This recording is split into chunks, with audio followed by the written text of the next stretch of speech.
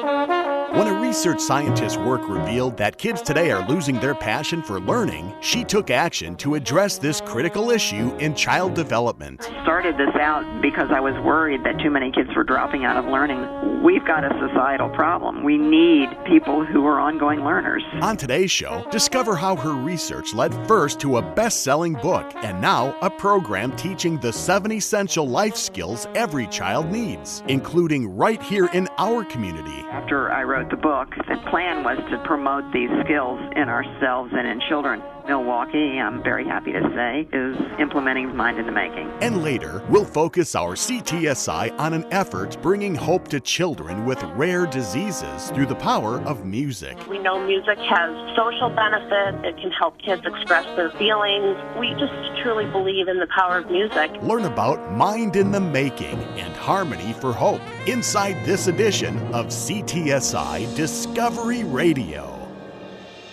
Welcome to CTSI Discovery Radio. I'm your host, Brian Belmer. CTSI Discovery Radio is brought to you by the Clinical and Translational Science Institute of Southeast Wisconsin. The CTSI is a consortium of researchers, doctors, scientists, and others representing 8 institutions, including the Medical College of Wisconsin, Milwaukee School of Engineering, Marquette University, the University of Wisconsin-Milwaukee, Children's Hospital of Wisconsin, Froedtert Hospital, Blood Center of Wisconsin, and the Zablocki VA Medical Center. The CTSI works collaboratively across all of our member institutions in advancing biomedical research and finding new drugs, treatments, therapeutics, and interventions that are better, faster, and more economical than ever. Our mission is advancing health through research and discovery.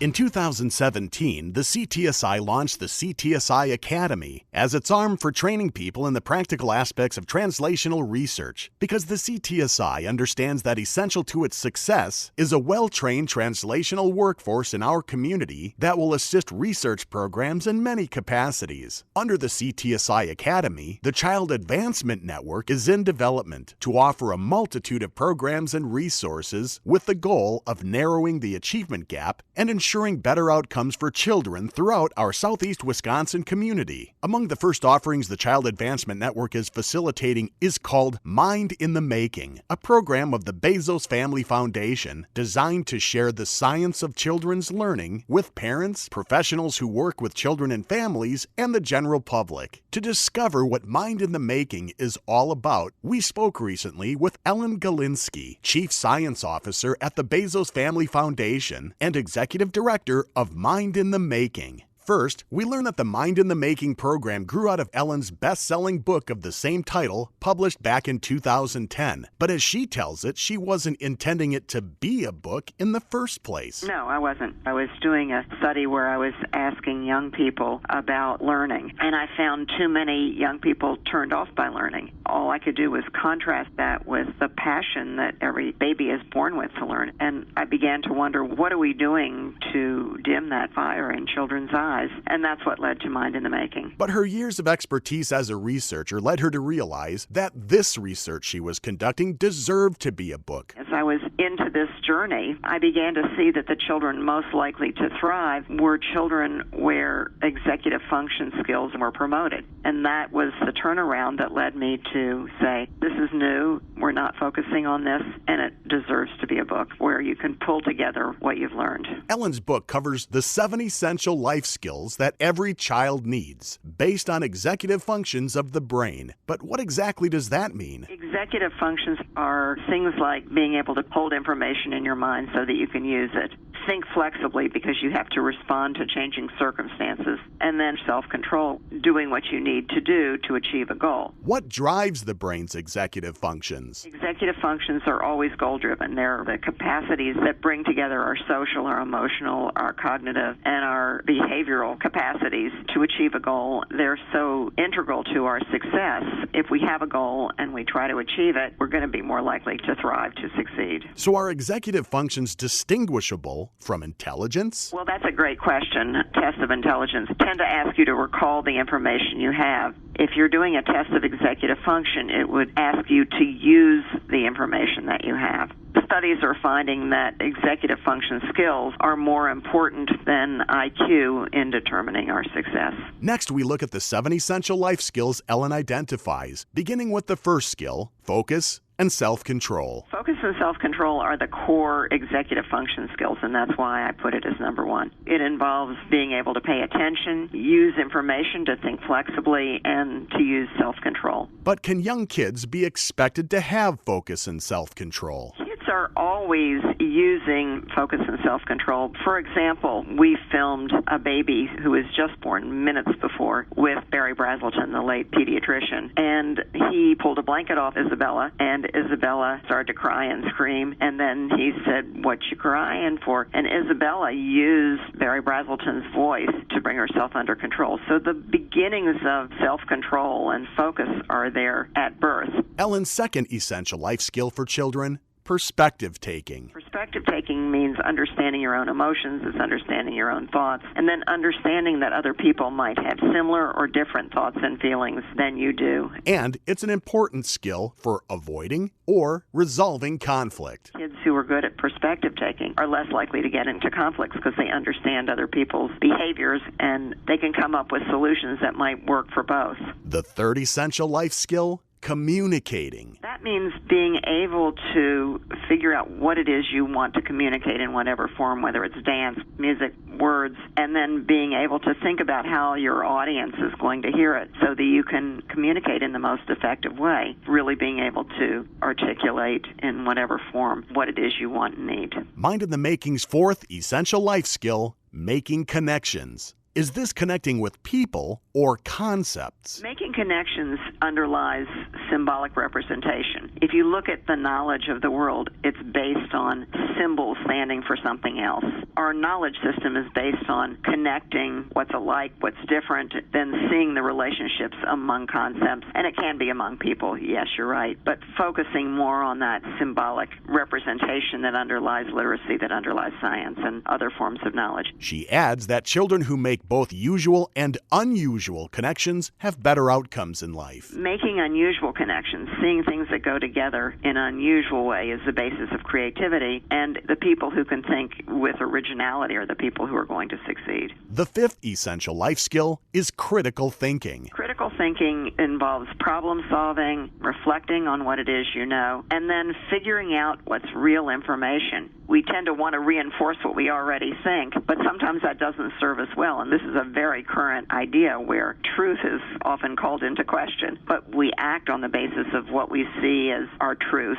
That involves critical thinking. And parents must be willing to let their children be critical thinkers. And if adults just explain things to kids without letting them seek the information, we're not going to create the kind of deep thinkers that we want. Alison Gopnik, the University of California at Berkeley, says simply saying "I wonder" promotes a different kind of thinking. So reflection is critical to critical thinking. The sixth essential life skill, taking on challenges. Does this mean teaching kids to accept challenges versus avoiding them? Yes, in part it does. We've had a big focus on resilience, but I wanted to take it to the next level, which is who will try that next hard thing. Knowledge is changing more rapidly than any other time in human history. We need to help children try something hard and figure out how you can do it. Taking on challenges can cause stress. Ellen says a little stress can actually be a positive thing. However, the difference between positive stress and negative stress is something that goes on and on and on, where there's no one there to help you cope and manage. I often do an exercise with Mind in the Making, which is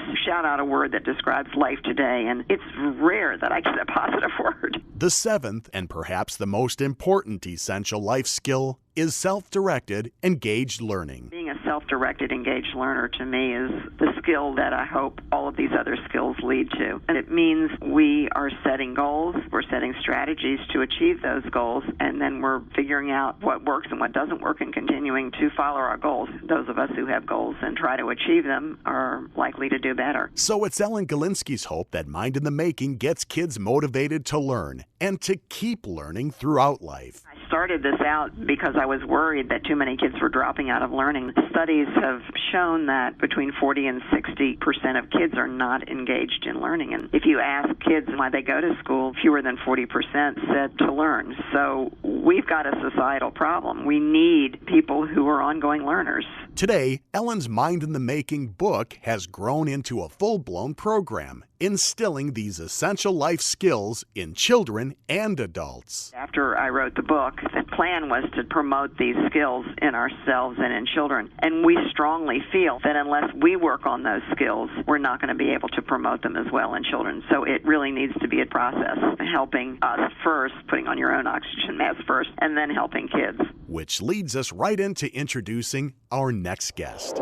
Erin Ramsey is the Senior Program Director for Mind in the Making, sharing the 7 Essential Life Skills program, first with facilitator institutes like CTSI, and then with entire communities. We caught up with Erin recently when she brought Mind in the Making to Milwaukee. When we decide to partner with a community, we look for a strong lead, such as this institute at the medical college, the CTSI. And what we ask is that they bring in different partners. So a lot of times when you have an opportunity to learn the science and to come together, people stay in their niches. And that's not what we want. What we want is a cross-sector. Erin explains why having a cross-section of community leaders is so important. What this has done is identify the people who can really impact children and families and then come together across sectors, which builds community stronger as they will take it out into the community. You think about what are some goals I can set to develop this skill in myself. So it's kind of like we're looking at the adult first, and then how do they help their children develop the life skill. So who are the community leaders the program is rolled out to? And what sectors do they represent? In Milwaukee, we have a nice variety of people representing community-based organizations. We have several early childhood educators and experts in the room. We have the medical field represented through various forms. And we have the churches. We have faith-based partners here, and they go through the science and how to apply it together. Of course, learning the program doesn't just happen. Erin and others teach it in a 3-day workshop to community leaders, hosted at a facilitating institute, just like CTSI did recently. We come in for 3 days and let the participants experience the brain science, so they're seeing the science firsthand. They see the science through modules designed based on Mind in the Making's 7 Essential Life Skills. So the way the modules are set up is we look at the life skill first, then we look at the research, then we think about what does this mean in my children's lives, what are things that I can do to promote this skill, we call those factors that matter. And every module follows the same cycle, but each module is a particular skill, and each of the skills builds on the previous skill. To get to the highest hanging fruit is what I call it, the 7th skill, which is self-directed engaged learning. And when we're self-directed engaged learners, we're passionate and willing to work hard for what we want to know and what we want to give. With the ultimate goal being for people to understand the brain science and then what to do with it, to help take research and put it into action. But, she says, there are equity issues that can affect how, where, and when this happens. There is so much research out there that can help people thrive in their daily lives, but so many people don't have access, and even the people who do have access may not read it, and then even if they do read it, they may not know what to do with it. And so we're taking the very best child development research, giving it firsthand, but then also allowing the learning journey to unfold in a way that we can meet people where they are, to promote those skills in themselves first, because we believe you can't give what you don't have, you can't teach what you don't know. So it's really an adult intervention, but it has child outcomes. And from her time leading the 3-day workshop here, Erin sees the CTSI as poised to facilitate sharing the Mind in the Making program in our community. This group is really phenomenal. To have such a cross-sector of people in the room that are so connected to the community that CTSI wants to reach and that the community wants to rise up. They're very poised to go out and do it. And I think the leadership, to have a strong anchor partner, to keep people motivated, are really in position. So I'm really excited to see what happens in Milwaukee with Mind in the Making. In 2016, Ellen Galinsky brought Mind in the Making under the Bezos Family Foundation. But their partnership formed even earlier with the goal of sharing the science of children's learning. We had worked with the Bezos Family Foundation since 2011. They had been funding research, but it wasn't really making a difference in the world. So they started out on a journey to figure out how to turn it into action. We felt that joining together would give Mind in the Making a much more powerful reach. And Milwaukee, I'm very happy to say, is implementing Mind in the Making. Erin Ramsey agrees that the Bezos Family Foundation is an impactful partner that the Mind in the Making program will thrive with. To bring Mind in the Making and the Bezos Family Foundation together, it really is an effort to create an early learning nation to help parents and educators understand the impact that they have. And it's just a greater understanding that there's simple things that we can do based on science that really can propel our children's development. To learn more about Mind in the Making, you'll want to check out their website, mindinthemaking.org, and they'll take you to the resources. Many, many materials, a library of videos, and for people who are on Facebook, Mind in the Making has a Facebook page. We'll be sure to post links on our CTSI website along with the podcast of this show. Finally, for any parents wondering if it's too late to teach your kids these essential life skills, it really is never too late. These skills are very malleable. They're teachable. We can learn them, whether we're in our 60s or whether we're little babies. Of the more than 100,000 diagnosed diseases known throughout the world, 7% are classified as rare diseases that most of us have likely never heard of. But for the patients and the families who take care of them, rare diseases are all too real. With most being incurable, you might think there's little hope for those living with a rare disease. But today, you'll discover an organization that's bringing not only hope, but quality of life and a voice to the rare disease community through the power of music. It's called Harmony for Hope, and we recently spoke with Carrie Hughes, its founder and president. Carrie says that Harmony for Hope started about 10 years ago, inspired by a very good friend whose daughter was diagnosed with a rare disease, and some friends and neighbors. We started doing benefit concerts to raise money for research. From those humble beginnings, she saw that more needed to be done to raise awareness and funds for research of rare diseases. We decided to create more of a focused plan on how we could positively impact children and families and unite people for this cause. Carrie Hughes went into action. So Harmony for Hope was founded in 2014 to fuel scientific discovery in rare disease, to educate on rare disease, and deliver the uplifting power of music to children and families that are impacted by rare disease. Soon after creating Harmony for Hope, Carrie's interest in rare diseases became more personal. My father was diagnosed with pancreatic cancer, and pancreatic cancer is actually considered a rare disease. Sadly, my father passed away 19 days after he was diagnosed. Her loss fueled her passion for more action. Carrie set out to make rare diseases and those they affect more commonly known. I studied education at Marquette University, and I was an elementary school teacher, so I've always really had a passion for educating. I'm definitely weaving that into my passion for advocating for rare disease patients and families. We asked Carrie to put things in perspective for us to better understand the problem Harmony for Hope is trying to help solve. So rare disease is defined by 200,000 people or less in a disease group. There are 7,000 different rare diseases that impact 350 million people worldwide, or 30 million Americans. And what's important to know, and the reason that we focus on children, is because half of those people, 175 million, are children. And 35% of these children won't live to see their 5th birthday. She adds that very few rare diseases are treatable. There are 200 FDA-approved drugs, so approximately 5% of these 7,000 diseases have treatment. So it's not a lot, and it's really what inspires me to do what I'm doing. In the absence of treatments, how does Harmony for Hope help children with rare diseases? We really hope to have a positive impact on research, on education, and providing a gift through music. There's 3 main facets to its mission.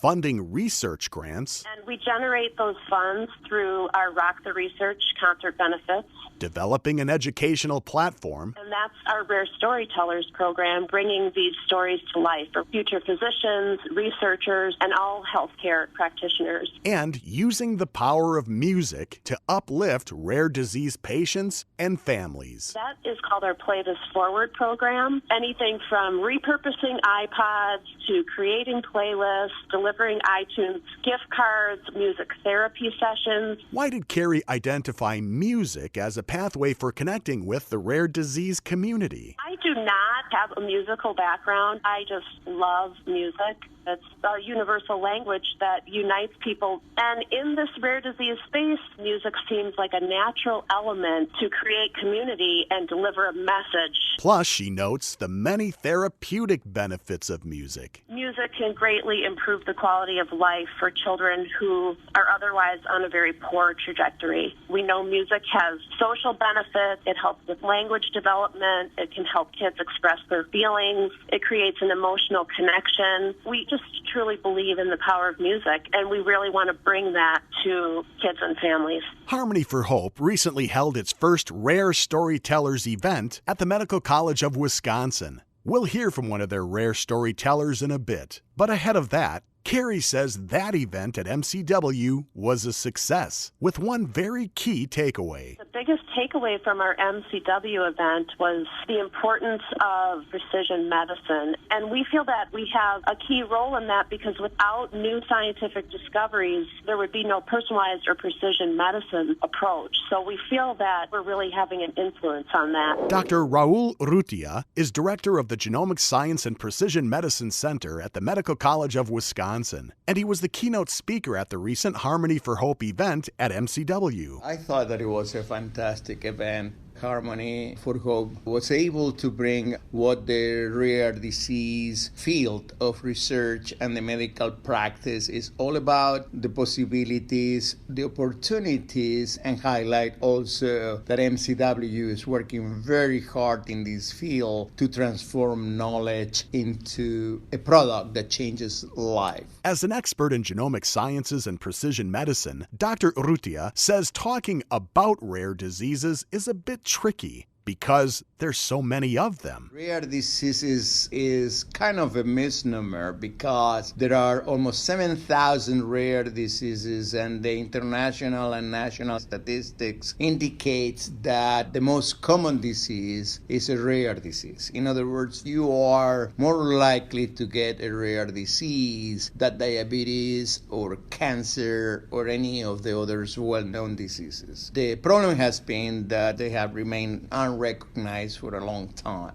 But breakthroughs in medical science are accelerating and increasing research into many diseases, including rare diseases. Precision medicine is critical. There are many rare diseases will present themselves with a similar appearance. And the genetic testing and the precision medicine testing allow us to increase the diagnosis, to improve the prognosis, and in many cases, to find a cure. Conversely, precision medicine can lead to a decrease in what's known as the diagnostic odyssey. Diagnostic odyssey is a process families go through in order to find an answer. And so what we are trying to do is to actually shorten that diagnostic odyssey through precision medicine. While precision medicine is increasing, there still exists a knowledge gap limiting its implementation. That is of paramount importance. I would tell you that it is neither technology nor computer power which is currently limiting the implementation of precision medicine, but rather the lack of information, not only of the community, but also of many of our practitioners. So GSPMC is making significant strides into this project as we are forming new careers that will soon launch at MCW for training in areas that are related to precision medicine. Dr. Urrutia sees the CTSI playing a critical role in collaborating with the GSPMC in advancing advancing precision medicine. I see GSPMC serving CTSI and CTSI serving GSPMC in the education of the new generations of practitioners, as well as training new investigators and providing tools for diagnosing with more precision, treating with more precision, and preventing with high level of precision. He also sees the important role of Harmony for Hope. This is a magnificent organization who, by the way, know very well what they're doing because they share day and night the reality of that rare disease. They are the voice of their children, they are the voice of their parents and their own community. One way that Harmony for Hope gives a voice to the rare disease community is through their Rare Storyteller event series, which empowers rare disease patients and families to share their stories. Take, for example, Ryan Freund, who along with his wife Melissa share the story of their daughter, Adair. Adair is a 4-year-old little girl.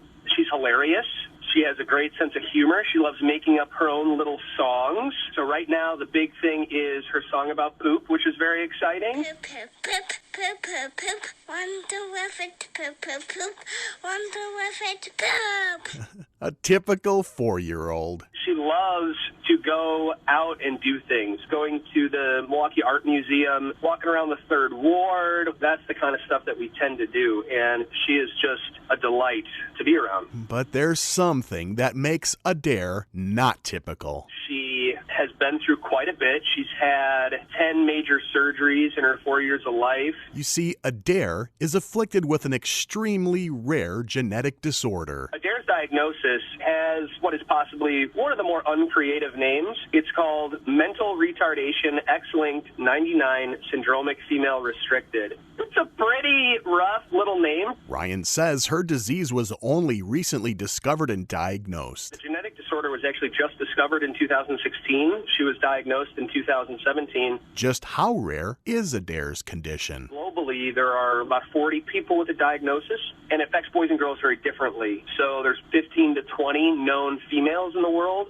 There's many more that just haven't been diagnosed yet, but it's safe to say that her specific genetic disorder is quite rare. It affects her both cognitively and physically. The cornerstone of it is cognitive disability. Then it's an array of physical challenges. That includes heart challenges, orthopedic challenges with her hips and her joints, endocrine issues. Overall, she's seen in 13 different specialty clinics at Children's Hospital, Wisconsin. So why do Ryan and his family share Adair's experience through Harmony for Hope? Advocacy for us was kind of, how could we not become involved, both for Adair and improving awareness, but also for all the families. We want to be there for them, too, and be able to share our story because it'll help them as well. He hopes that sharing their story helps on 2 levels. Within the rare disease community, internally, it's really about building community, developing those connections, and giving people a sense of belonging, and we're all in this together, because having a rare disease can be a very lonely and isolating thing. And in the community at large. Externally, bringing awareness,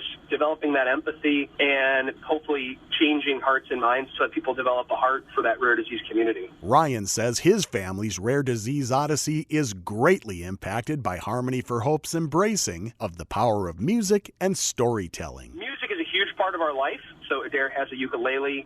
She loves to dance. She loves to make up songs. And so when you combine storytelling with the power of music, you develop a very powerful way to communicate a message. Speaking of messages, Ryan has one for anyone in the rare disease community. You are not alone. There are people out there who get you, who want to know you, who love you before they even know you, and there's a community here for you. And for the rest of us, individuals with rare diseases have something to teach society. And so what I would challenge people who are listening to do is think about, what can I learn from them? What about Adair? What can we learn from her? Joy. Adair is a joy to know and be around. If you want to learn more about Harmony for Hope, Carrie Hughes invites you to come visit our website. It's harmony4hope.org. We're also very active on social media.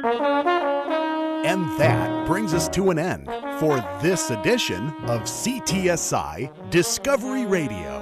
Our sincere thanks to today's guests, Ellen Galinsky, Aaron Ramsey, Carrie Hughes, Dr. Raul Urrutia, and Ryan Freund. I hope you've discovered something by listening to today's show, and I'm doubly hopeful that you'll join us again next time. CTSI Discovery Radio airs the third Friday of every month, so make an appointment on your calendar and join us for each episode. On behalf of the Clinical and Translational Science Institute of Southeast Wisconsin and all of our affiliate partners and members, I'm Brian Belmer, wishing you happier, healthier days ahead. For more information about research or to listen to this program online and on demand, please visit the Clinical and Translational Science Institute of Southeast Wisconsin website at ctsi.mcw.edu. CTSI Discovery Radio is written, produced, and hosted by Brian Belmer in collaboration with WMSE Radio. The CTSI and this program are under the direction of Dr. Reza Shakir.